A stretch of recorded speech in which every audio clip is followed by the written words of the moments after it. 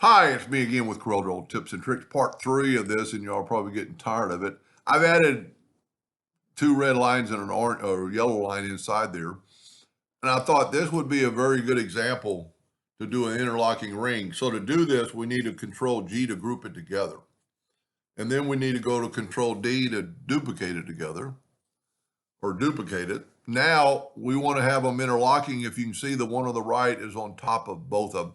This isn't maybe the best example. Well, let's bring it down into here.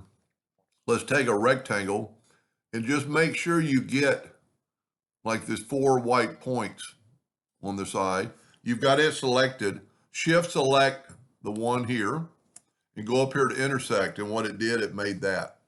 Now we can get rid of our box. We can take the one that was on top and go up to object order, back a page. Now all we have to do is bring this back. So they look like, this isn't the best work per se, but there might be a need for it sometime. I wanted to see if it would work on a complex item like this, because this has like 1, 2, 3, 4, 5 different parts of it. But as long as it's grouped together, it'll do that. Anyway, I hope that helped just a little bit. Thank you for watching.